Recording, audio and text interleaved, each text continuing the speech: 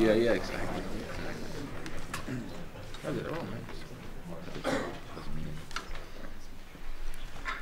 All right. Hi, everyone. Thank you for coming out in such large numbers. As I hope you all know, this is the Cornell Forensic Society's public debate on fracking, a debate we're holding for the second year in a row because we enjoyed the last one just so much.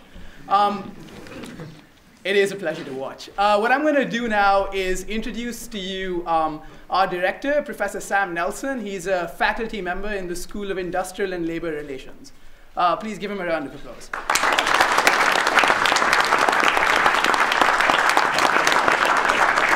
Thank you. It's a pleasure to moderate this debate again for the second year. One thing the Cornell Forensic Society tries to do, we're the speech and debate team for Cornell University, is we try to promote public debate about controversial issues, and so that we can discuss these hot issues with a sense of decorum and civility, because we believe civil discourse is important.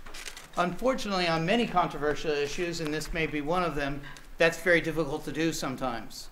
So we think that this is a safe space for exactly that kind of event. And the members of the Cornell Forensic Society and the Cornell community are going to do everything they can to do as, to promote what Desmond Tutu, this is the quote we have on the back of our new t-shirt, that said, it's a quote from Desmond Tutu, it says, instead of raising your voice, improve your argument. And that's sort of the spirit that we're holding today's debate. So without further ado, I want to start the debate as soon as possible. I'd like the president of the Cornell Forensic Society, Kirat Singh, to come up and explain the format. Then what I will do is there will be a flip of the coin. But before we do that, I think I'd like each member of today's debate to just introduce themselves for about a minute, kind of tell us why they are a stakeholder in today's debate. Why are you here? And why do you think it's important to participate in today's debate? So please introduce yourself and tell us why you're here. I'll start on this end. I am John Conrad. I am a geologist. I work for a company called PVE Sheffler with offices in New York and Pennsylvania, Pittsburgh area. I myself have lived in New York since the late 1980s. I am also a member of the Independent Oil and Gas Association. I'm part of their public outreach committee, and that's one of the things that brings me here today. Can you turn up the microphone?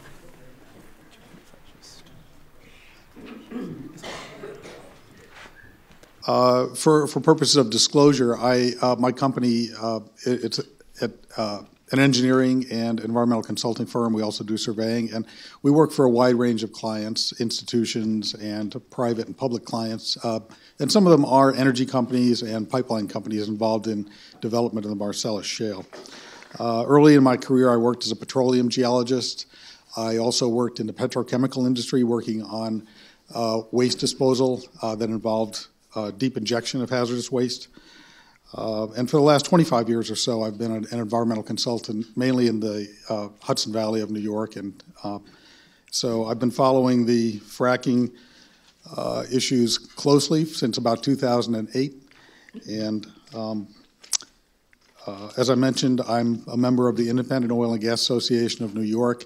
I'm not compensated for any of the work I do like this for public outreach. Thank you.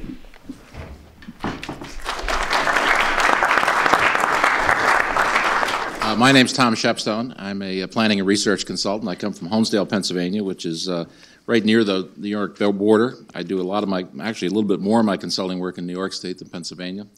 And I've done a lot of work representing municipalities, developers, various interest groups, and so on. I'm also a landowner with a lease to a gas company myself, which I would like to see developed. It's not developed yet. I've worked closely with a number of landowner associations. I spent some time consulting with Energy in Depth for about 2.5 years, and I now have my own blog called naturalgasnow.org, where I am a very committed advocate to developing natural gas because I believe it's essential to rural America, and particularly the rural Northeast. So that's my background.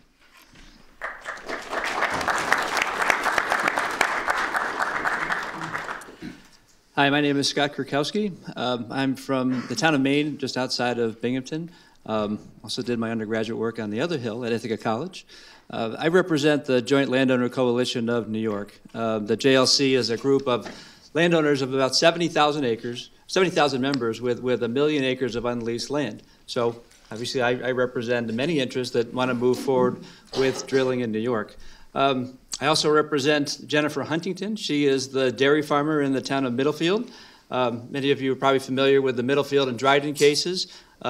Jennifer is a woman who sued the town of Middlefield because she thought that her rights were being taken away by the town. That's a case that we will argue at the New York State Court of Appeals this spring. And while many times I will agree with industry on some issues, like, for instance, that the SGIS should be completed and we should be moving forward in New York, I don't always agree with industry. I represented over 200 landowners against Chesapeake when Chesapeake extended their leases on grounds of force majeure, and we were successful in federal court by having all of those leases released and terminated. Thank you.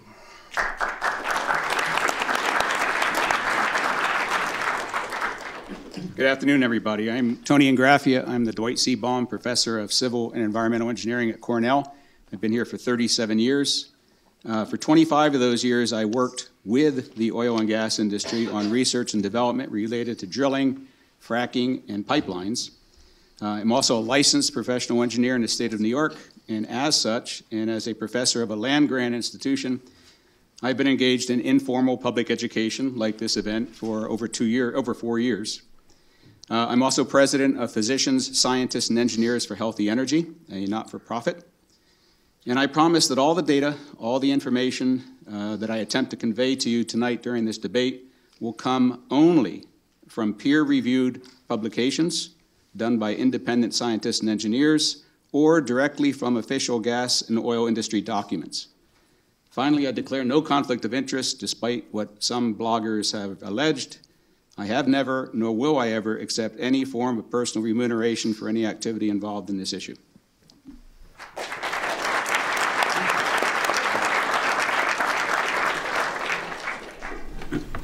Hi, everyone. My name is Sandra Steingraber. I am a distinguished scholar in residence at Ithaca College in the Department of Environmental Studies and Sciences. My academic training is in systems ecology, which is that branch of biology that shares the most in common with economics. In fact, the words ecology and economy share a Greek root. The word oikos means household.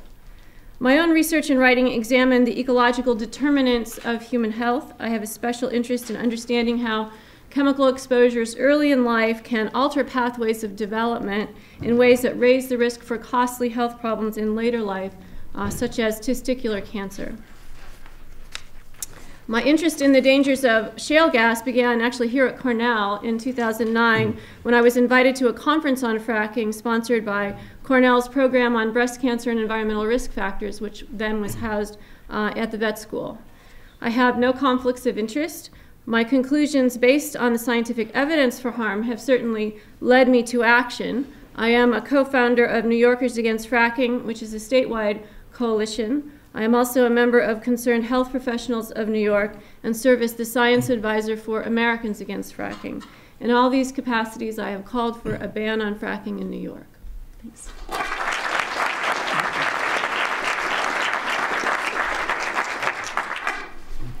Greetings. My name is Walter Hang, and I live in Ithaca. We're on top of the Marcellus Shale. And beginning in 2008, I began to become interested in this issue of shale gas extraction. For 12 years, I ran the Toxics Project at New York Public Interest Research Group. And my specialty is I compile government data from various agencies, and I analyze the data, and I wrote reports regarding whether or not the laws designed to protect public health and the environment are indeed being enforced. And so when this issue came up and the state of New York said, we've never had, any problems, I decided to trust but verify that contention. And so I basically have been documenting contamination problems associated with oil and gas extraction in New York State for the last 4.5 years. But most importantly, I've been very, very involved with organizing citizens to address the shortcomings of the supplemental generic environmental impact statement proceeding. And because no final SGICE has ever been adopted, not one shale gas production well has ever been fracked in the state of New York. So thank you for all of your help.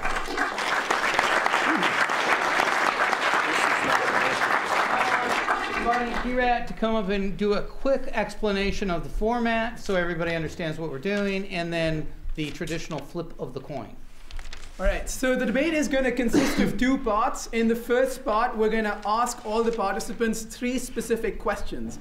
Sam is going to ask them 1 question. One side is going to get 4 minutes to reply to that question. The other side will then get 4 minutes to make its case, and then either side will get between 1 minute and 2 minutes to respond to what the other side said. We're going to have 3 questions like this. The questions will address the impact of fracking on the local environment, on human health, on the economy, and on climate change. In order to decide which side gets to go first at the first question that we ask, I'm going to toss a coin. And because you guys are closer, I'm going to ask you to call. Last time, as some of you remember, I messed up this coin toss. This time I got a coin from England, which I think is easier to toss. So, who's going to call? Okay. Heads. Heads it is. Would you like to go first, or let them answer first? Who's question number 1? I'll let you decide. I do it. I'll go first. Okay. Okay, I'm just going to project these questions out so everybody can hear them. No need for a microphone for me. The first question is, what are the effects of fracking on the local environment and human health? Okay. Thank you. My opinion is that fracking, or hydraulic fracturing as the process is properly known, in combination with horizontal drilling, makes it possible to heat this campus, this community, this nation, and this world with everlasting impact on the environment while improving human health. And I have some data I think that verifies that. First of all, nothing delivers so much energy for so little impact on the land as fracking. Coal is a polluter, as we know, a big polluter. As a matter of fact, this campus has moved away from coal for that reason. We also know that solar and wind involve, well, they're good. I've represented wind companies, by the way. They involve storage issues, transmission issues, and also they need backup because the sun doesn't shine and the wind doesn't blow on schedule. Not to mention the fact that they involve the mining of rare earth minerals in China at great risk to people who live there and do it. But let's talk about the benefits that exist from a health standpoint particularly. New York City, for example, has been on an aggressive program to reduce the amount of number 6 oil that is used in that community, and coal, to produce their energy from steam. As a result of that, the sulfur dioxide levels in New York City, as a result of this campaign, are down 69%, and soot is down 23%. New York City estimates that's saving 800 lives per year. And it's also reducing emergency room visits by 1,600 per year as a result of that very aggressive program to convert to a cleaner fuel oil and, more often, to natural gas. Also, Rochester had a similar experience. Rochester has reduced its SO2 from 53%, and its particulate matter is down 43% as a result of an aggressive campaign. Connecticut is now pushing, because Connecticut has just done a plan which says they'd like to see more natural gas use. They're very blunt about it, and they point out that the regional emissions are 34% below the CO2 cap for the region that they're within as a result of natural gas. I'd also go to foreign countries. The city of Dhaka in Bangladesh, for example. They are now pushing, because of their severe air pollution problems, they are pushing to switch to CNG, compressed natural gas vehicles, and they're, again, doing it very aggressively. And they estimate their program has already saved 6,000 premature deaths annually as a result of that. We also have a study done by a center in the UK, run by a physicist from California, who is Mr. Muller, and he has produced a study that shows that compared to coal, shale yields a 400-fold reduction of particulate matter 2.5, PM 2.5, which is the biggest pollutant, basically, there is. He also indicates a 4,000-fold reduction in SO2, a 70-fold reduction in nitrous oxides, and a 30-fold reduction in mercury. Now, those are huge, huge, huge benefits that come from switching from coal to natural gas. And I would point out that we're doing a heck of a lot better job of it here than they are in Europe. We always hear Europe held out as the example of how it should be done. The fact is, Europe is now reversing some of its position. I shouldn't say reversing. They're putting it in neutral on their renewables campaign. They moved a little too aggressively, and in fact, they've now had to build coal plants. Germany is now using more coal than it did a few years ago, more coal. And we see the same thing in China, of course. We see it in other EU countries. The fact is, we should be working together because this is an opportunity to work together, renewables and natural gas, to improve the health and environment in a tremendous way.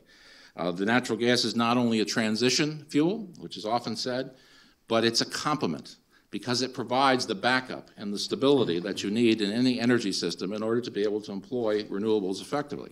To give an example, the best use of solar is not in big solar farms, which are incredible land disturbances, but it's the best use is putting them on rooftops, obviously, and having them as an ancillary source of energy. And when you do that, you need a backup to do it. And natural gas is the logical backup because it's the cleanest of the fossil fuels. And even the greenest of buildings still need that. So let me wrap up by just pointing out there are several other health benefits I'll get into in probably a rebuttal. But my position is that fracking is improving the health of the community wherever it takes place, and that includes the Barnett Shale, which has had a long history. Thank you. And now the response, the 4-minute response from the other side. So this was the key question that I sought to answer when I began my work 4.5 years ago. Quote, what are the effects of fracking on the local environment and human health? So the issue is that in New York State, we're not allowing Marcellus shale gas fracking until there are adequate safeguards. And that's how come there is a moratorium currently in place. So what I've been doing is going through local government data, New York State data, to answer this question. And it's very clear that there are enormous problems associated with fracking. So New York State has had more than 10,000 what are called conventional gas and oil wells that have been drilled in decades gone by. So this is where you typically drill down to a pocket of gas. But most of those wells, according to the Independent Oil and Gas Association, 90% of those wells are fracked. So fracking has been going on, just not horizontal shale gas fracking in Marcellus Formation. So based on the available data, number one, there have been recorded just in Chautauqua County alone, which is where most of the oil and gas extraction has been conducted in recent decades, literally hundreds of examples of problems where contamination has flowed into public water supply wells. There have been fires, there have been explosions. People have not been able to live in their homes. This has been documented for literally decades. This is from the Chautauqua County Department of Public Health. You can get all of these government data that I've compiled at toxicstargeting.com. You can review them for yourself, and it's very straightforward. This is an example of a well that was being drilled. It was called the Dale Fox well, and they hit a pocket of pressurized gas. The gas came blasting up out of the borehole, and then it got into a fracture. It went 1.5 miles, literally in seconds, and it contaminated 12 homes. The people had to run for their lives. Their wells got polluted, and there was actually litigation, and they were paid a settlement. One of the most amazing examples of a family that actually got reportedly impacted by fracking is a family in Andover, New York. It's called Dave Eddy. You can see a video interview with him. And you can see from this document, U.S. Energy actually admitted that they polluted his well. They admitted that the family had to run for their lives when the gas from a fracking event across the street impacted their home. And they actually indicate that they tried to pay off Mr. Eddy, and he wouldn't agree to a settlement. This is the Perkins family, and they're holding up pictures. They live near Bolivar, New York, and a well was being drilled nearby, and oil actually contaminated their water, including their toilets, their washing machine, their sinks. Their son was actually taking a shower when the oil blasted out of the shower head and covered him in oil. That problem was never cleaned up. It still does not meet applicable standards. I checked the information this morning. When you drill and frack a well, you generate this very, very high-level contamination called brine. And so traditionally, this brine has simply been dumped in pits. They're all over western New York where traditionally gas and oil has been extracted. These were supposed to be outlawed more than 25 years ago. They're still in common use. I checked the status of this spill. Again, it doesn't meet applicable standards, remains administratively active. This is another example. You can see the brine is just dripping into an impoundment. You can see all this weathered oil. These are very, very common. This one was interesting because it actually had a discharge. You can see it completely denuded this hillside and drained into a small creek. So these are common practices that really should have been outlawed decades ago. And so I'll leave it at there. Thank you so much.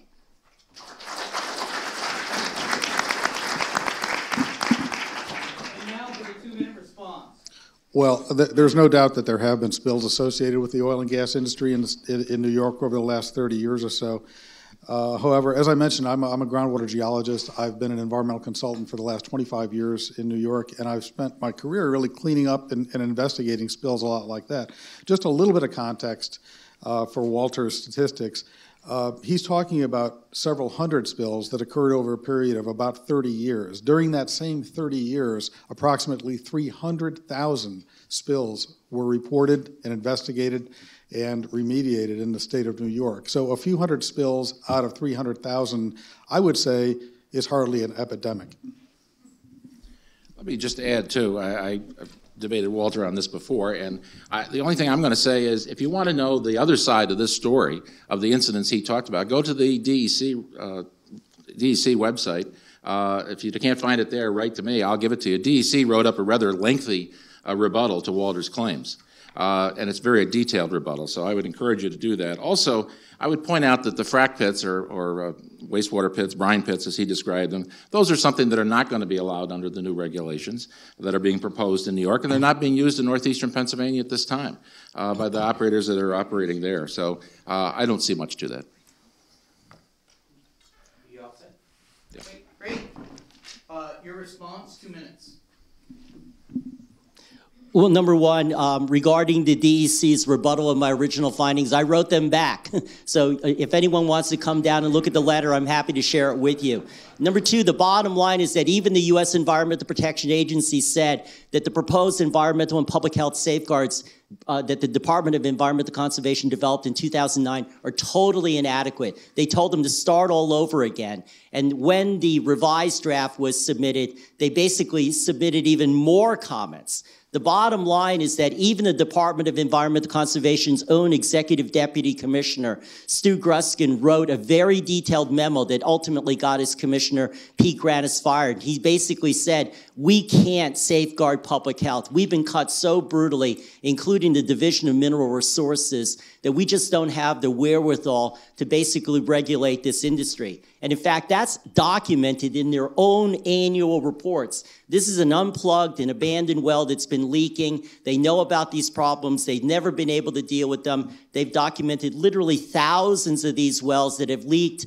They have no money to clean them up. They need hundreds of millions of dollars. The bottom line is that fracking has impacted public health in the environment. There's no dispute about that based on the government's own information, and that's how come we don't have fracking in New York State, because we're waiting to get adequate safeguards. I would like to add that our worthy opponents would like us to think that the experience in New York over the last 30 years would be representative of shale gas development, which is not happening in New York, but which has been happening in our sister state in Pennsylvania for the last 5 or 6 years commercially, where there have been about 4,000 wells fracked, about 8,000 wells drilled, and the data is in. Over 1,000 letters have been issued by the Pennsylvania Department of Environmental Protection in response to complaints by landowners, by churches, by schools, of water contamination. Of those, 160 have been determined to be causative. that is the Pennsylvania Department of Environmental Protection, declared in a period of 5 years, with only 4,000 wells fracked, that 160 individuals had lost forever the use of their water wells. Thank you. Thank you. Okay. On to question number 2. And this time we'll start with the other side and we'll rotate that way. So question number 2 is, what are the local and national economic consequences of hydrofracking?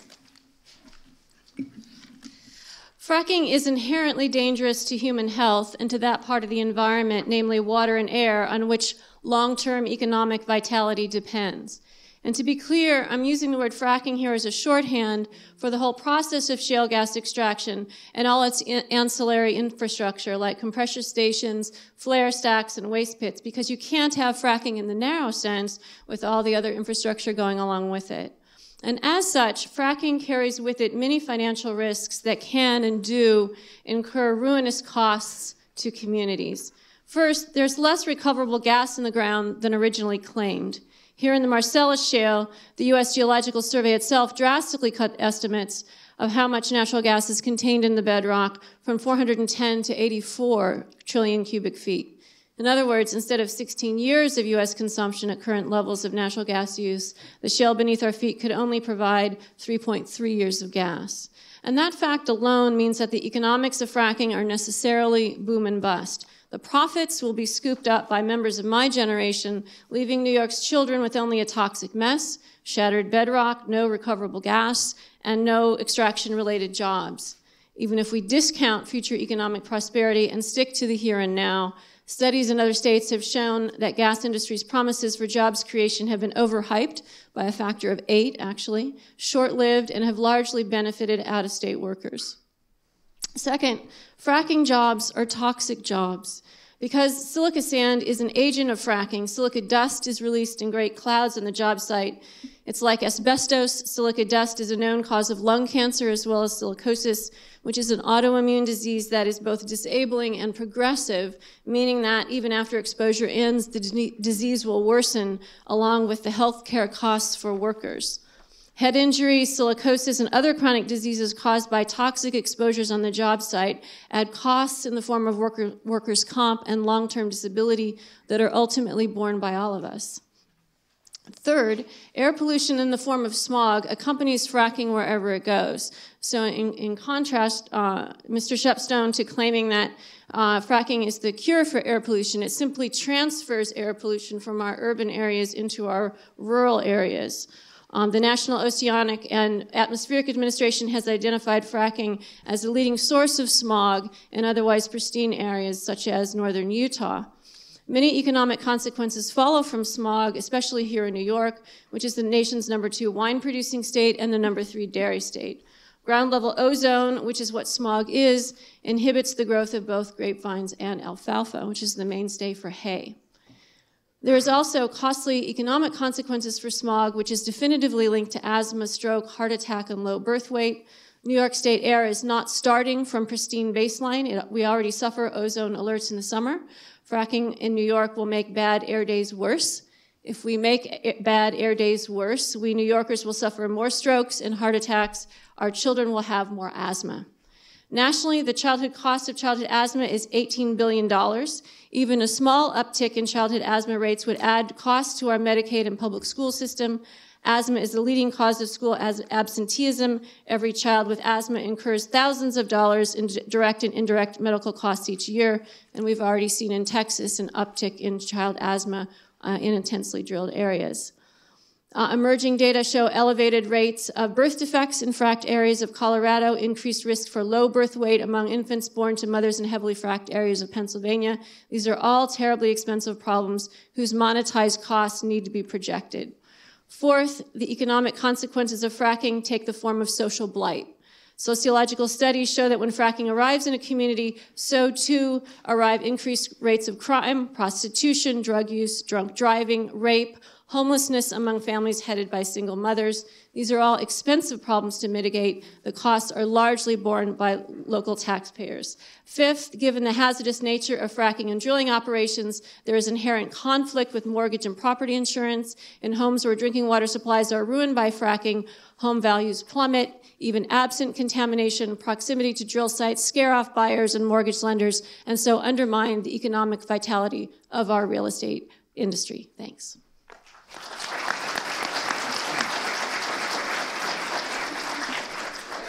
Response? First, I'd really like to note that missing from this panel is the DEC. The DEC has been completely absent from this discussion now for quite a long time. The letters that we're referring to were written years ago, but they're completely out. And the concept that we're really holding off because we're doing more studies, many of us disagree with that. Most of us believe that we're holding off because Governor Cuomo has decided that for political purposes, it just doesn't make sense for him to move forward right now. So we need to do the next best thing. We need to look to other experts in the country because our state has really been silent on many of these issues. Our president is one who has talked about this issue, and as many of you know, our president is wholeheartedly in support of moving forward with natural gas development in this country for many reasons. He just said in the State of the Union address that natural gas is the bridge fuel that can power our economy with less of the carbon pollution that causes climate change. So when we talk about health effects from all of our different energy sources, our president believes that if we can reduce our carbon emissions, we will reduce the number of health impacts in our country. Stephen Chu, our former Secretary of Energy, said just last year that that is the case, that we can not only produce jobs and economic benefits, but we can also do this in a safe manner. So how does natural gas development power our economy? According to an IH study that was issued just last September, the average American household saw an additional $1,200 in disposable income in 2012. That happened because our energy costs are coming down through the use of domestic natural gas.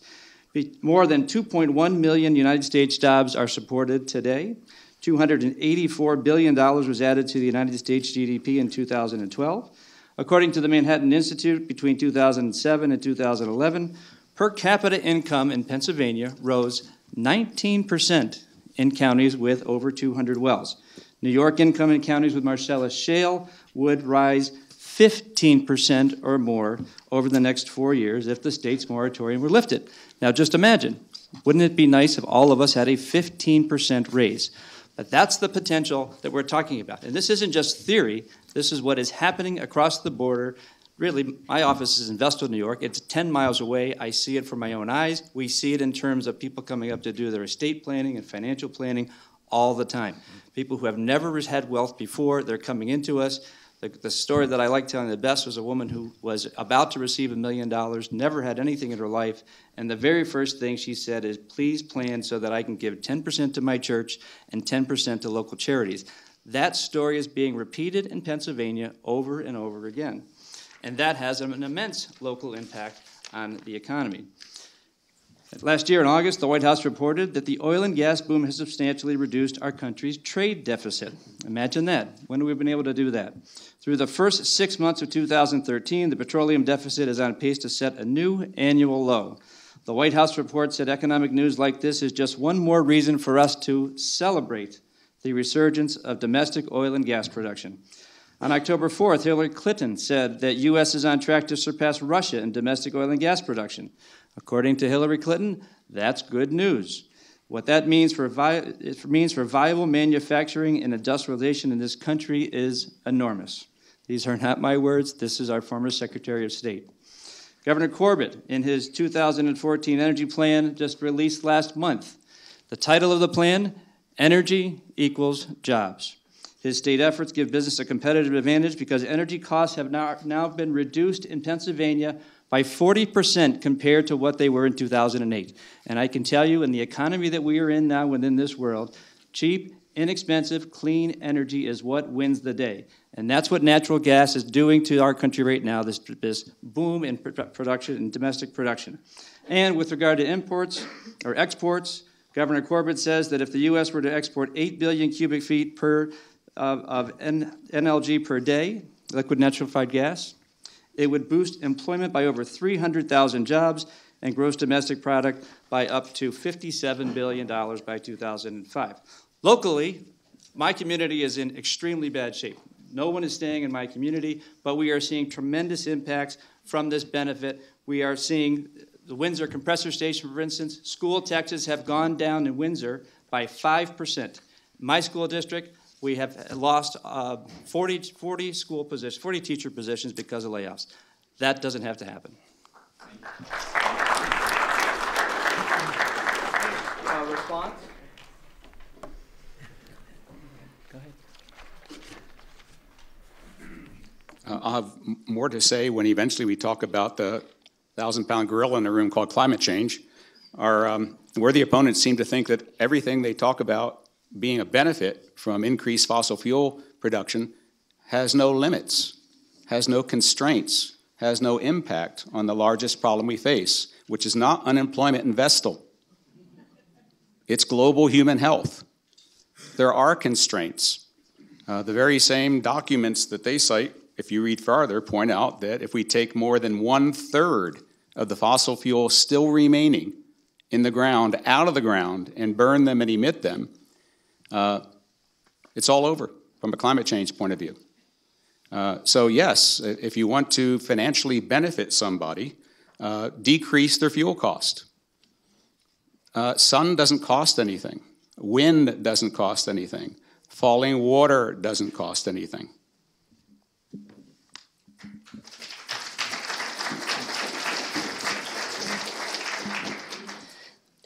Scott mentioned that he thinks that the governor is, through political means, holding up fracking. That's actually not true. The title of this is, Should we Lift the Ban? There's no ban. There's only a moratorium if you want to participate in a generic environmental impact statement proceeding. But I'm sure Scott knows that any firm that wants to come to New York to get all that shale gas money could initiate an individual environmental impact statement proceeding, and they would be welcome to give it a go. So the firms voluntarily said in 2008, we're going to wait until the final SGICE is completed. That's how come there's no shale gas fracking now. But that's pursuant to what's called a generic proceeding.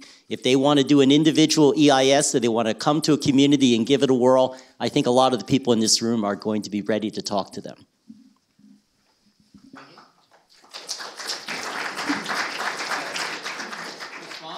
On the issue of the generic environmental impact statement, the DEC has told the industry, don't bother.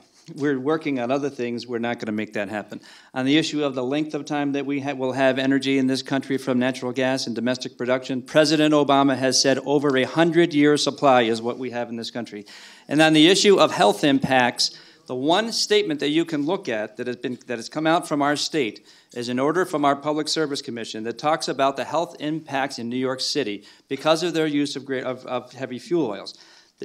Our Public Service Commission says that the health impacts will be tremendous if we are able to reduce that use of heavy fuel oil and convert to natural gas. There's a PowerPoint presentation online. I urge you to take a look at that. It's the one authoritative piece that we've ever seen from our state, and it's right on health impacts in New York City. Tom, did you have something to say? Yeah, I just want to mention two things. Tony mentioned that we have a worldwide health problem, and yes, we do. It's PM 2.5, and read up on it. Read the Mueller study, and how many people are being killed worldwide by that. That is tremendous, and this is solving that problem. And I would just say one other thing. Sandra mentioned the low birth weight study in Colorado, and here's what the state says about that. The state's name was on it, by the way. It said, the findings showed only association, not causation, and the statistical differences in birth defects were minuscule. So much for that. Thank you. I want to remind the participants to do the best they can to use the microphone. Sorry. Okay. I was trying to signal that, and I hope I didn't speed you up. Okay. So we're on to the next question. Okay, the final question before we get to the Q&A. I know that the audiences in the past have always asked really good questions, so please stay for that exciting part. But the third question is, what effect is expanding fracking likely to have on climate change? And we'll start on this side. Well, in my view, the climate benefits of natural gas are overwhelmingly positive. It's almost hard to overstate. It was only really just a few years ago that there was universal acceptance that natural gas was the welcome bridge fuel, the transition fuel that would take us to a low carbon or no carbon energy future. And I know that a lot of that thinking has begun to change over the last few years. I'm probably one of the few people, maybe in this room anyway, that still feels like it is still the strategic bridge fuel that we need. But even if you're not sure or you've changed your mind on whether natural gas is an important bridge fuel, I think we probably can agree that it's important to retire as much coal-fired electrical generating capacity as we can. And that's one of the things that natural gas has already begun to do. Just 5 years into the shale gas revolution, it's already replacing coal-fired electrical power generation in this country. In the past 5 years, coal's share of electricity generation has declined by 11%. Since 2010, 50 gigawatts of coal-fired capacity have been retired. And between now and 2020, just 6 more years, another 50 gigawatts of coal capacity will be retired. The Energy Information Administration projects that by 2020, coal power generation will supply only 39% of the nation's electricity. Right now, it's about 48 or 49%. And one of the reasons it's happening so fast is that we don't have to invent any new technologies to generate electricity with gas. In fact, a lot of our power plants are already equipped with the ability to burn natural gas. In fact, the U.S. could reduce its carbon emissions by 20% simply by utilizing the existing gas-fired capacity that's already installed on power plants. Tom mentioned that there are synergies between natural gas and renewables. So if you want to see a transition to renewables, to low carbon and zero carbon energy sources, natural gas actually accelerates and makes possible the development of renewables like wind and solar. Natural gas is able to provide flexible power, flexible baseload power to back up those technologies. And it probably is the only baseload fuel that really can fill that role. If we're going to do something about climate change, we're going to have to do big things. And the big things that really are the policy of this administration are natural gas, burning more natural gas, certainly renewables, possibly nuclear power expansion, but also carbon capture and sequestration.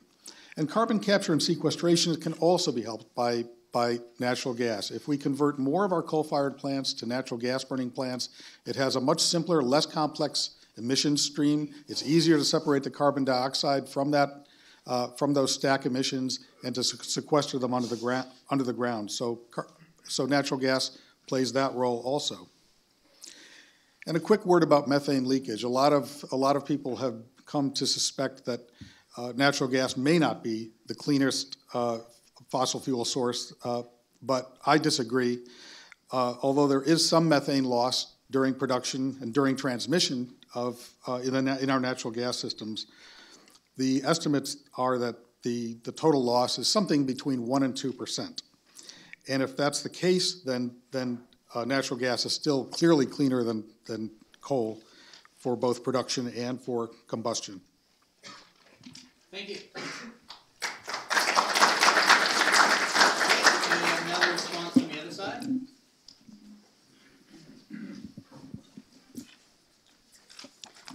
What effect is expanded fracking likely to have on climate change? In a word, huge. Like everybody here, I take fracking to be the shorthand for the entire life cycle, supply chain process of getting oil and gas out of shale. Since last year's debate, the Intergovernmental Panel on Climate Change has begun issuing its 5th report. The IPCC is the consensus science from thousands of atmospheric, social, and agricultural researchers. It is not blog science. It is the best available data, information, and understanding that humans can bring to the important issue of climate change. Among the most recent key findings of the IPCC are these two. One, the impact of methane emissions on climate change, that's called the global warming potential of methane, is again found to be much higher than previously thought. The global warming potential is the scientifically accepted manner of converting methane emissions to equivalent CO2 emissions. Second most important finding, we will reach the 1.5 degrees centigrade warming warning period in 15 to 20 years. The latest IPCC pegs the global warming potential of methane at up to 86 times the warming potential of carbon dioxide over those crucial next 20 years. For example, our federal government currently must, by law, use a global warming potential of 21. That was the scientific consensus in 1996 and applies only to the 100-year period. So when the president and the oil and gas industry claim that carbon emissions have decreased over the last few years, they are using outdated science in converting methane emissions to carbon dioxide equivalents, and they're hoodwinking the public into thinking that we have 100 years to worry about the problem.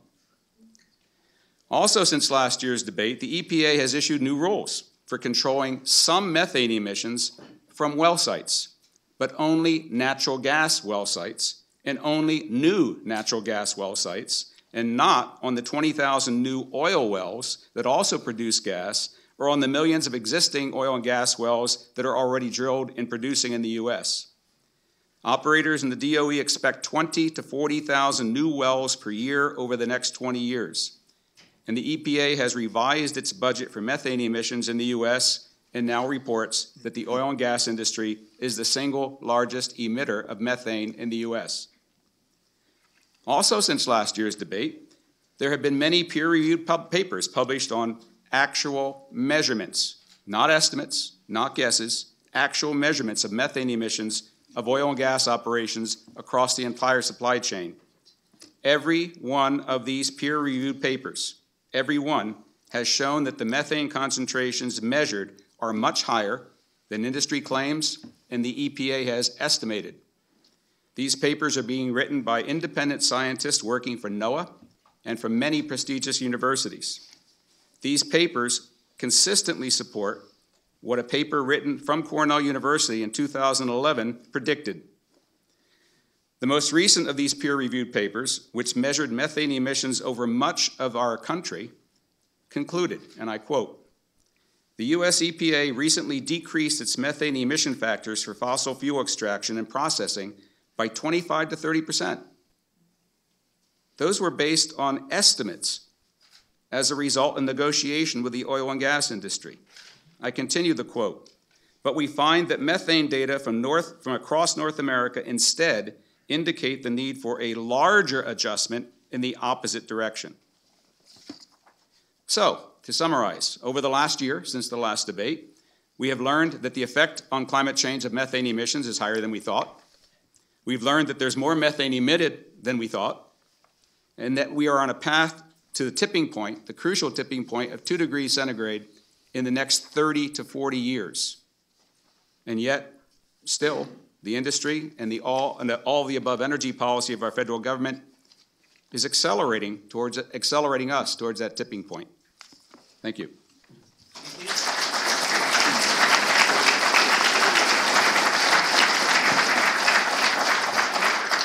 now a 2-minute response. Well, I would just like to point out that I don't believe Tony's estimates of life cycle greenhouse gas emissions necessarily took into account the fact that from now on, most shale gas wells are going to be completed using what are called green completion technologies, and that is that there won't be any more venting, there won't be any more flaring of natural gas when a new well is brought into production. And so that will further reduce methane emissions that are part of the life cycle emissions for natural gas. Also, there really is a growing body of statistics showing that the life cycle greenhouse gas footprint of natural gas is something like half that of coal. University of Maryland, Carnegie Mellon University, MIT, the National Energy Technology Laboratory, and others have all agreed that the life cycle greenhouse gas footprint for natural gas is far, far less than that of coal. I'll just add, Tony acknowledged that the EPA adjusted its estimates downward. Now, he's got studies, he says, that prove the opposite, but the EPA concluded they should adjust it downward based on the evidence that they got. And I think that's the key point. The EPA believes that they had overestimated it, and there's also been studies from the University of Texas and other places indicating the same thing. So I just do not accept that, and I think there's been a lot of criticism of Tony and Bob Hauer's work on that. I don't want to get into that too much, other than to say that some of that criticism's come right here from Cornell. So it's not universal agreement on this issue. And the green completions is something that's been underway not only in anticipation of the regulations, but voluntarily. Companies in Texas have been doing it now for probably 8-9 years. And they're doing, I think it's Devon is doing it, has been doing it 8 or 9 years, if I remember correctly. And they're doing 100% of their wells of green completion, so. Thank you. And now the response. The two rebutters missed the key point. The key point is the difference between a measurement and an estimate. The EPA does not measure methane emissions. Carnegie Mellon did not measure methane emissions. Nettle did not measure methane emissions. Professor Cathos did not measure methane emissions. Professor Howarth and Professor Ingraffea did not measure methane emissions. All of the published peer-reviewed independent research on actual measurements have occurred in the last 9 months. And let me repeat what I said. Every single one of those reports says that methane concentration has increased, not decreased. It's higher than we thought it was. I'll repeat the quote if I have to. That was by a government agency, NOAA, saying the EPA's guesses were wrong. The measurements show the guesses were wrong. They were going in the wrong direction. So let's make sure we're talking about science and not guesswork. Our paper from 2011 was guesswork.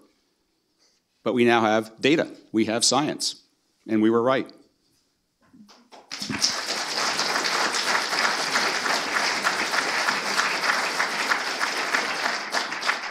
Here comes the exciting part, questions from the audience. But I want to compliment all the panel members on a very civil debate up to this point.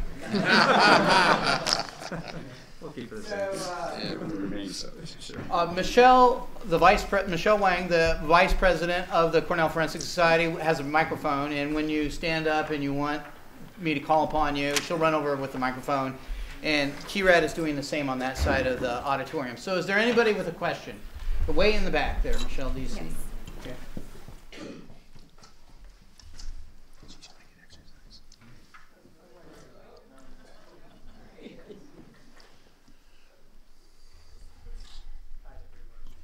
Is it on? Yeah, there we go. Hi, thank you for running up here with that. I wanted to find out, given that we seem to have some disagreement here between reports from government and industry agencies, in some cases anyway, and scientific findings in other cases, regarding all of the issues that we talked about, whether it be global warming, economic impacts, environmental impacts, or health impacts. I mean, I don't want my house to end up being worth a lot less. I don't want my health to disappear. And I don't want my community ruined. And I don't want the world to have major problems in the long run. We find here that if we want to have any kind of certainty as to what we can do, we need to be able to believe in what's actually being proved and what isn't. And if we're not going to be able to come to that kind of agreement, I want to ask, what can we do in the meantime? And my understanding from what I've seen, and I've worked in the science of some of these things in the past myself, as well as the economics and the community impacts, my impression is that we should not be doing natural gas drilling the way it's being proposed and being done in many states around the country now, for all of the reasons that we just heard today. But I'd still like to hear, if we're not going to do shale gas, which I'm hearing from what I'll call the left side of the table to be our salvation here today, what can we do that's going to save us in the future? Thank you. me start on this side and then go to that side. So why don't you folks on this side start first? Go ahead. Well, the early part of your comment, I think I want to address first, and that is I think there has been a lot of confusion. I think the public in general has been maybe confused and sometimes alarmed by the lack of certainty. There's a lot of coverage of hydrofracking, but there never seems to be any certainty about whether it's safe or whether it's not safe. And I think there are a lot of reasons for that, but one of the things I'd like to just say, and I think maybe we could even agree on this, is that the media has a tendency to report new studies when they come out, which is their job. They should do that. But often they're reported in a very superficial way, as if this new group, this new research paper, this new finding is the final word. And it very often is not. In fact, it almost never is, because the nature of scientific research and inquiry is that you don't get the last word just because you publish a new paper. And so the science is iterative, it's step by step. And I think that while that's the way it's done and that's the way it should be done, it sometimes leaves us less than satisfied. And so anyway, that's my comment on the first part of your comment, and I'll just shift the microphone down. Okay, I just want to add a couple things. One is, you raised the question of, what do we do? Well, that's a really appropriate question, because you can't bury your head in the sand and pretend we don't need energy. This building is probably heated with frack gas. That's the reality, folks. And you got to get used to that. That's the reality of what's happening. And if you think that there's problems, go see for your own eyes. I'll take you on a tour of DIMIC. I took some people yesterday, and I'm happy to show them. I'm happy to show them that it's not what they've heard. And the other thing I want to point out is one of the reasons for the confusion. We heard two people on the other side say they're using fracking as a short-term or shorthand for the entire process. Now, why is that? Well, the reason is that they've tried to, Josh Fox in particular, tried to pretend that fracking is something new and mysterious, and it's all these chemicals and all this stuff. It's something terribly dangerous and new. But they can't convict that. And there is not a single case in this country where the hydraulic fracturing process has polluted a groundwater supply. Not a single one. And that is the fact. That is a fact. And when you hear people saying that things have been polluted, what they're talking about is dragging in everything else. They're dragging in if there's a spill someplace. They're dragging in if there's some kind of other problem with produced water or something like that. All this stuff has to do with the fact that what they're trying to do is have it both ways. They want you to think it's new and mysterious and needs to be regulated for that reason, and they're simultaneously trying to tell you it includes everything that we've done forever. Thank you. Does the opposition have a response? Yes, we do. Gee, Tom, it would be nice if we could just frack without everything else, but we don't. But I want to just answer the question that was asked. If not shale gas, then what? And I promised you I'd only refer to peer-reviewed science. And I was lucky enough to be a co-author on a paper that appeared since the last debate that answered that question for New York. We published a paper in Energy Policy about 8 months ago that said, given today's technology and given today's pricing structure for wind, water, and solar, it is perfectly feasible technically and economically to convert all of New York's energy uses, transportation, heating, and electricity generation, to non-fossil fuel sources by 2030. We lack only legislative, regulatory, and governmental willpower to do so. And since this is a democracy, and you control all those things, do it.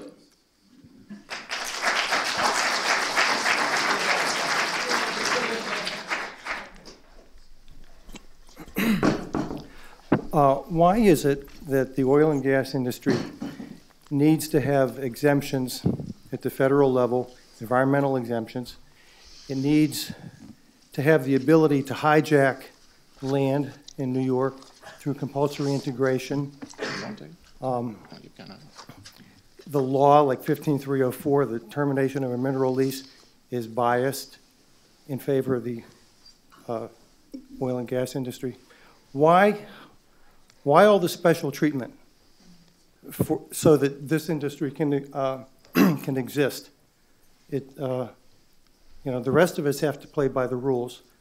Why not you guys? And how does a 40-page lease get around federal law and state law? How's it really protective? Thank you. I think we understand your question. I'll answer it very quickly, and then John wants to add something. First of all, the industry is not exempt from the Clean Water Act. They require permits all the time. And if you want a good explanation of how it works, I would invite you to view a video that I posted on my site recently from Tony Ingraffea in Nanticoke in 2010, where he says there is no Halliburton loophole, and he explains it, and I think explains it very fairly as to how this comes about.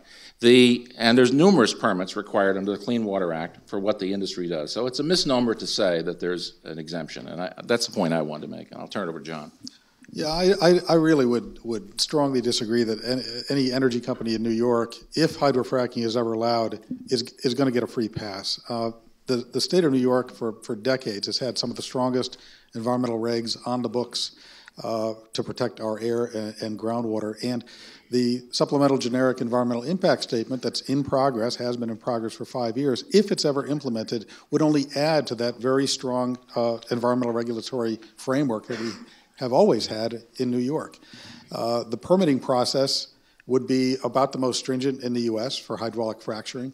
And so I really think that you don't have anything to worry about as far as getting a free pass from a regulatory compliance or enforcement standpoint here in New York. Thank you. A response? Yes, Tom, I'm glad to hear that you're listening to some of my talks. But what I was trying to explain to the public back then, that the reason why the Halliburton loophole isn't a loophole is that it was always there. It was just a confirmation with the word explicitly included in the Energy Act of 2005, the word exemption of clean water, clean air, Safe Drinking Water Act. It's literally there. It's in federal law. All that law did was to confirm what was the general understanding between the oil and gas industry and the federal government. So it is a fact. It remains a fact that oil and gas is the only industry in the United States that is by federal law exempt from federal regulation according to Safe Drinking Water, Clean Water, and Clean Air Act. It's a fact. I wanted to note that the federal government essentially doesn't grant gas extraction permits in New York. They're all state permits typically. So there are two key exemptions in New York that we're fighting very hard to overturn. Number one, you can take that gas drilling wastewater and you can inject it back into the ground for production purposes. So that exemption basically allows the industry to pump this toxic contamination back into the ground. Normally that would not be allowed were it not for this exemption. Number two, there's an exemption for hazardous waste. This is a specific state exemption. So these two exemptions, you're absolutely correct. They completely change the economics of gas drilling and shale gas fracking because you can dump, in effect, the gas drilling wastewater. That's one of the critical concerns that is holding up adoption of a final SGICE, because we have so many thousands of scientists and citizens who are very, very intimately aware of all of these regulatory shortcomings, and that's how come we've been pounding the governors now for 4.5 years, and that's how come we don't have it, because we're very, very knowledgeable about these matters. Thank you. Do you want to say something as well? Well, I just want to put a finer point on the exemption issue. So there are these federal laws, right, the big laws, Clean Air Act, Clean Water Act, Safe Drinking Water Act, and so on. And to say that fracking has an exemption is correct in that it has exemption to key provisions within those laws.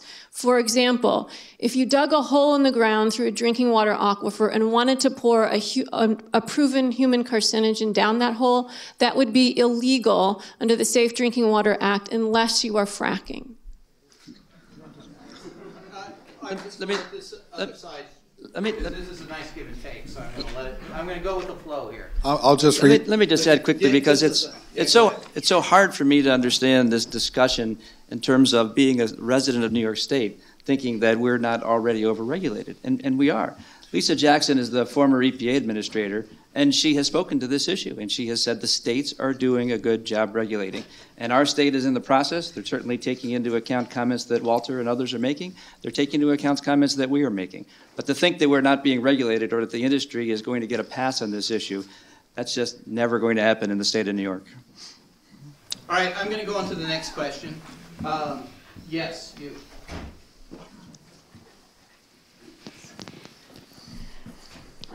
Given that high capital costs for current alternative energy makes it unattainable for many rural communities, why should we discourage the transition to less harmful natural gas instead of being forced into a dichotomy of staying with heavy polluting coal generators or switching to expensive alternative energy, putting major economic pressure on low-income families?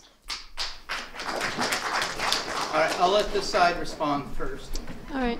Well, I disagree with the premise of the question that it is lower polluting. Essentially, natural gas is not less polluting than coal or than heating oil. It's just a shell game as to where you want your emissions to go. Now, diesel fuel and heating oil are basically the same thing. So you can decrease the use of heating oil and swap it out with natural gas in New York City, but when it takes thousands of diesel truck trips to get the natural gas out of the ground and into the pipeline in the first place, you're simply transferring those emissions to someplace else in the state. Upstate New York are the lungs of all of New York State. The westerly winds blow, prevailing winds blow west to east. And so by transferring the emissions and smogging up upstate New York, not only do you raise important public health problems here, but you also then, as the wind blows, you bring them back to downstate. So that's not a solution. Similarly, even though natural gas has no mercury in it as compared to coal, it has the process of extraction brings up out of the shale many heavy metals in the drill cuttings, which then end up being dumped in landfills in a completely unregulated way and so threaten drinking water. So we could still have just as much exposure to heavy metals. It just comes in a different form. Can I continue? Great. In response? Well, I think it's a great question, and I think part of the answer is that by definition, we are talking about a transition. Nobody is thinking that we're going to flip a switch tomorrow and convert our economy to something that doesn't use any fossil fuels. So we are talking about a period of decades, maybe a couple of generations before you can switch over to a very low or zero carbon energy future. Tony mentioned that by 2030, that under some idealized scenario, you would be able to stop using fossil fuels. But 2030 is still 16 years away. So again, even under the most ideal scenario, you're talking about a couple of decades before you could switch to a significant amount of our energy production from renewables. A couple of years ago, the Cato Institute had an article that talked about how much space would it take if you use windmills to fuel all of New York City. The answer was the entire state of Connecticut. That's what's necessary, and everyone has to understand that. It's a massive use of property to use the windmills. And just yesterday, the Wall Street Journal published an article about what's happening in Europe and in Germany. Right now, this was yesterday, the European Union and German government announced separately that they were rolling back aggressive subsidies and mandates for renewable energy. The reason? Staggering costs have led into billions of dollars in debt. They have a tariff deficit thanks to excessive renewable energy subsidies. The costs right now are tremendous, and what's happened is that they can no longer be competitive on the world market because their costs are so high. That's not to say that we shouldn't be moving in that direction, but we have to understand that if we're going to compete in this world, right now, that is not the answer alone. It has to be a combination, like the president has said, it has to be an all of the above strategy. I just want to... And I just want to give the other side a chance to respond because they look like they wanted to say something. Yeah, I appreciate the question also, but I also don't think your premise of higher costs for renewables is correct. I'm quoting from a peer-reviewed publication. Wind is currently the cheapest source of electric power in the United States today. Excuse me. Wind is currently the cheapest source of electric power in the U.S. today. The 10 states with the highest fraction of electricity from wind saw the cost of residential electricity go up only 3 cents per kilowatt hour over the decade 2003 to 2013. All other states went up at least 4 cents per kilowatt hour. Hawaii went up 17 cents per kilowatt hour. In case you don't know, Hawaii imports petroleum for all of its energy uses. And you also mentioned rural community. Last I looked, Ithaca was a rural community. We have a community-scale wind farm under construction. We have solarized Tompkins County. We will have thousands of homes in Tompkins County with solar panels on their roof in the next few years. And I agree, nothing's going to happen overnight, but we can't wait until 2030 to start. Thank you. I just want to add something that if I could. Okay, I'll give you a response and then we'll move on to the next. Okay, all right. I think she made a beautiful point about the renewables, because I've represented wind farms, and I've stood in front of an audience this size that was all angry at me because they thought I was promoting wind power on their favorite mountains. That's the reality, folks. You know, the people who oppose natural gas will be out opposing wind farms. It will happen. It happens every time there's a wind project proposed. There are people who come out who are opposed to it for the very same reasons. And this is the problem with the 2030 plan, is that it's not the economic part of it so much. Well, I think that's huge. I don't agree with the subsidy numbers at all. But again, the reality is that it's the political problem, not the economic so much. It's the political problem, and you can't ignore that. Okay, great. We're going to have another question. That gentleman right to your right here at. I want to address the right side of the table, because you'd mentioned earlier about how you think the industry is currently overregulated and it doesn't need to be regulated more. And if what you said before that about fracking not having any impact on water is true, then I guess we don't need to be regulated. But if it does have an impact, how is any less regulation a good thing under any scenario? I'll tell you what. As a landowner representative, I'm not asking for less regulation. All I'm suggesting is that when I hear people say that the industry is getting a pass, it's just not true. That's not the reality of what's happening in New York. But we want to make sure that our farms are protected. I mean, I'm working with people that are third-generation dairy farmers, and they absolutely want to be certain that their lands are going to be protected. And I'll tell you, when they hear someone from New York City telling them how to handle their land and that they're not going to care for it properly, they get offended by that. So the landowners absolutely want to make sure that there are good protections in place. We have an SGIS that has a great plan. It was set to come out in Labor Day of 2012, and frankly, for political reasons, it got put off. Great. Response on this side? Yes. Yeah.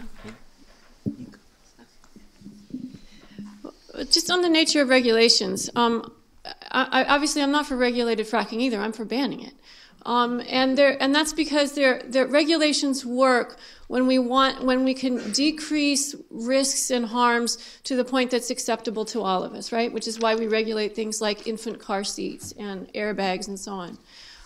But some things we have decided as a society are simply too dangerous to be regulated.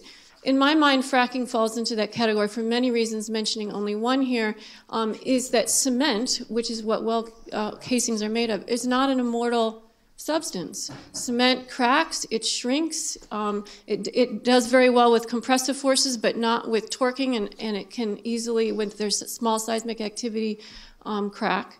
And so we are thus laying time bombs in the earth by drilling down into the shale, pumping it full of carcinogenic materials, and thinking that that material, cement, is an immortal barrier that will forevermore protect the drinking water that lies above it for generations to come. There's no regulations in the world that can make cement last forever. Okay, let's move on to the next question. Thank you. This gentleman right here with his hand up.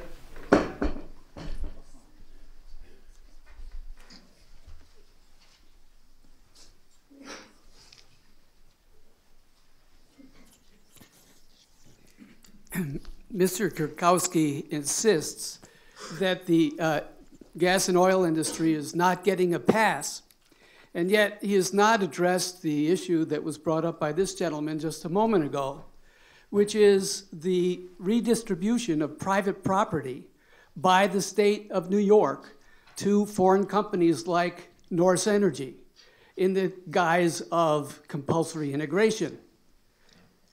We're talking about the seizure of 40% of landowners' land. I, too, am a landowner, and I don't want my property used to produce natural gas.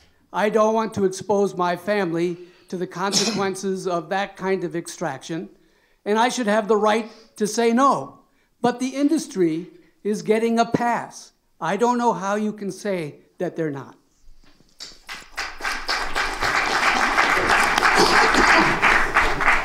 This is an issue that I speak about in New York, in Pennsylvania, in Ohio, and in Texas. And it's because the rules are different in these states. And when you look at all of the rules, you have to figure out which is really the best plan. And there's no perfect plan, I will tell you that right now. But here's what happens if you live in Pennsylvania. You can make that decision because there is no forced pooling. There's no compulsory integration in Pennsylvania. But because of directional drilling, they can drill around you, which means you will have all of the burden of what's going on around you and none of the benefit. New York has decided that that's not right because in states like that, in states where there's strictly rule of capture, the industry can come in and they can steal your gas and not compensate you. Now, if they are drilling in New York, there would be no surface activity on your property whatsoever. That's part of the compulsory integration process. They can go under 4,000 feet, a mile, they can do that. I agree. They can put a pipe under, but you know the DEC has come out in the SGIS and said there has been no lateral migration from those laterals ever. And on top of it, there's no lateral migration in terms of the fact that there are fluids in the rock that have been there for millions of years, and that's not coming up. So when we just look at in terms of what the choices are, you know, this tends to be the better choice of all of them. Now, the other choice might be, let's stop all domestic activity whatsoever. And then this gets us back to whether we're ever going to have energy independence in this country. We've been at it for quite some time, and we have all of these roadblocks that are being thrown out there, many that are being suggested here and other parts of the state, more so in New York than really any other state.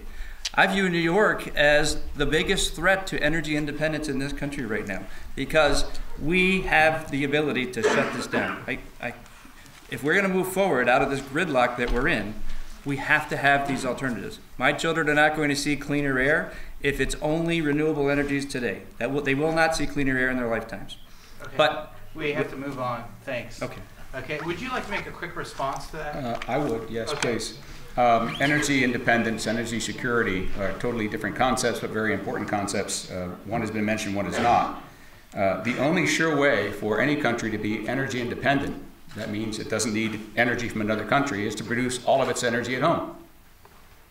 All countries can be energy independent if they produce energy only from renewables, because they own them. We own the sun, Russia owns the sun, China owns the wind, India owns water.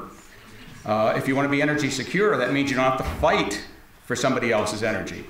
So energy independence and energy security are the trump cards for renewable energy. The only way that our children and our grandchildren will see the U.S. energy secure and energy independent is when, in their generation, and it will happen in their generation, we're using only renewables. Okay, Walter, you want to say something very quickly?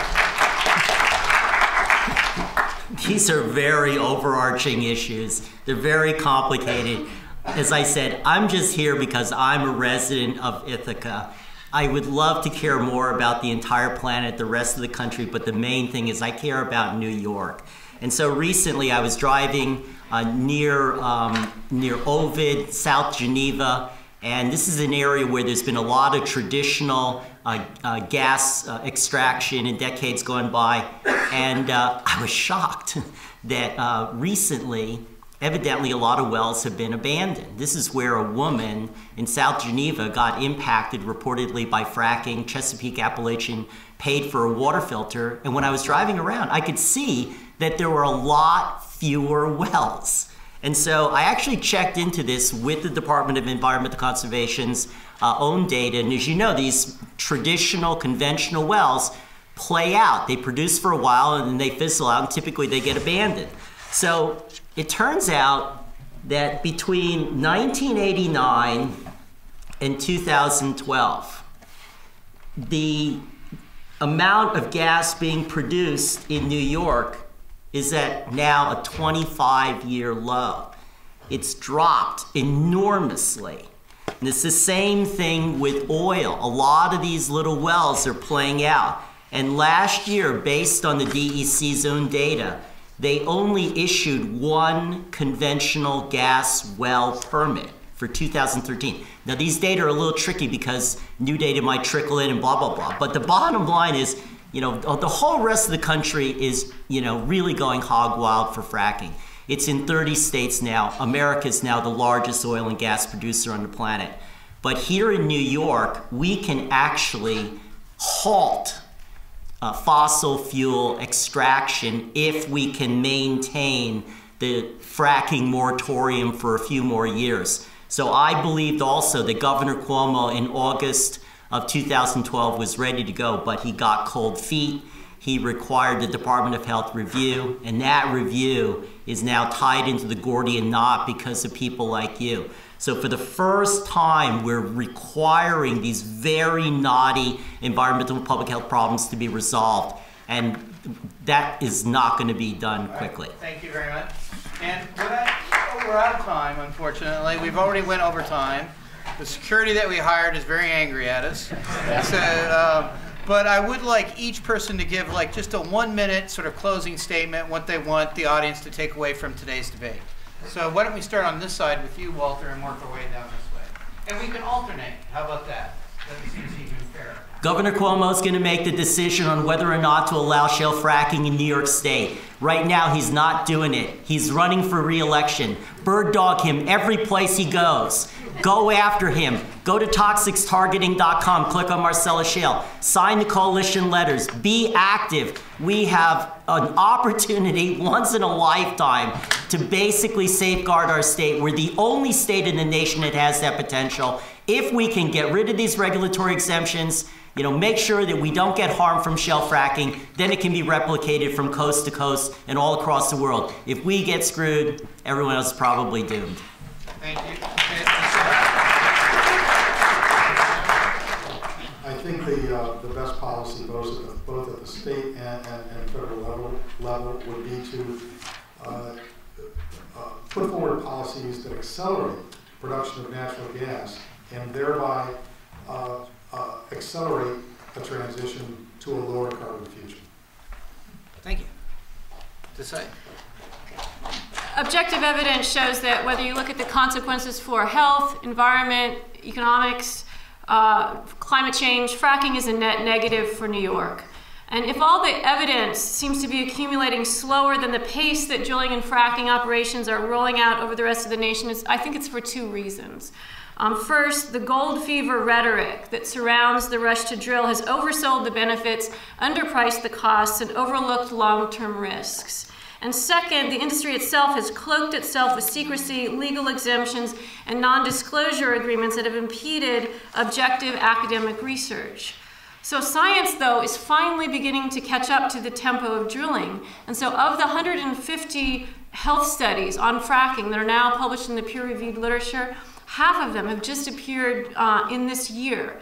And they make one thing clear, that the risks that the gas companies are required to disclose to their investors in their 10K forms, and those disclosures clearly describe leaks, spills, explosions, blowout, property damage, injury, and death. Those turn out to be real-life problems, and science is finally beginning to catch up, and the data are now emerging. And those problems make further investments in fracking foolish and unethical. Fracking turns water into a poisonous club to smash rocks apart. That is a Neanderthal technology. If we can store data in iClouds and carry around whole libraries in our pockets, we can surely direct solar power to run those devices rather than blasting fossil fuels out of the ground and lighting them on fire, and New York can show the way. Fracking brings temporary profits to a few and permanent ruin for many. There is no place for us for fracking in New York. New York's future is unfractured.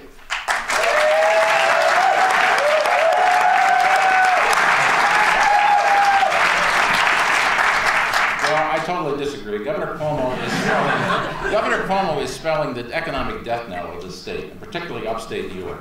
Broome County just had an 8.7% sales tax decline. You think that doesn't matter? You think people aren't suffering driving up through here? If you get outside of the area of Ithaca here and look at it, you'll see it's Appalachian. It's Appalachian.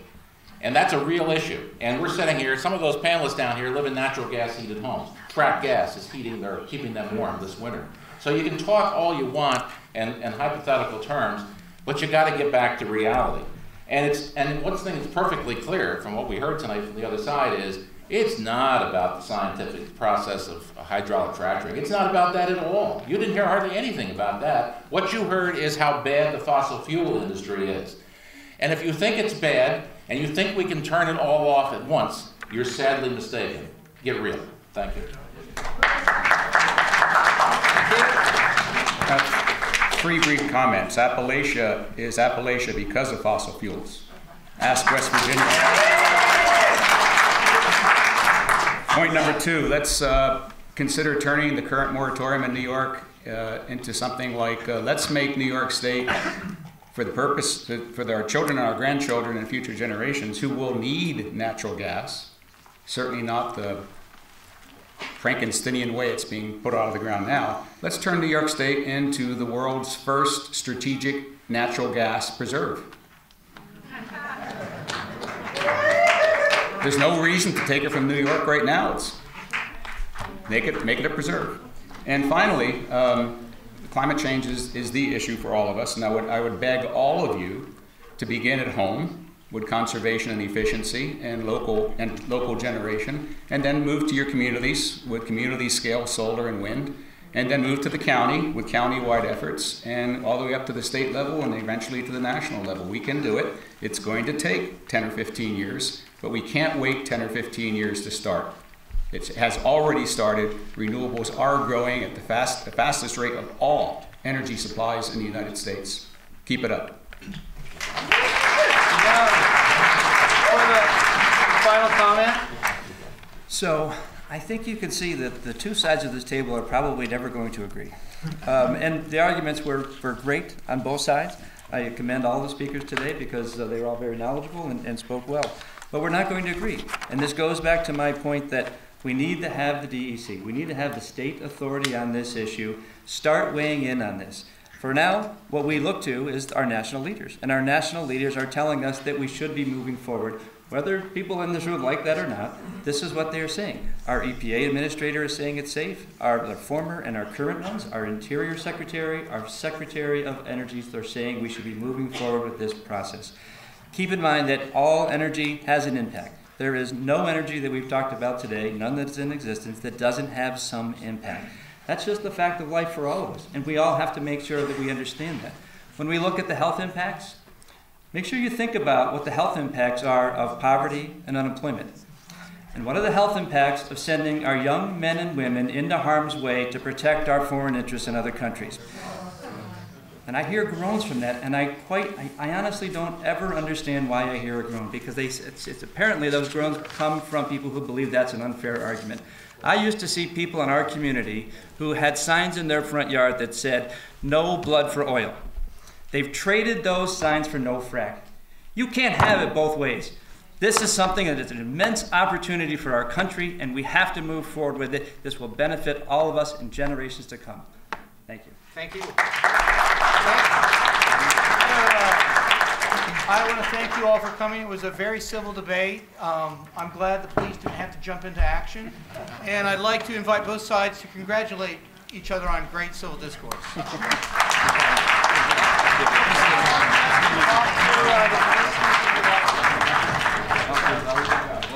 Very good. Next time. Very good. Very good.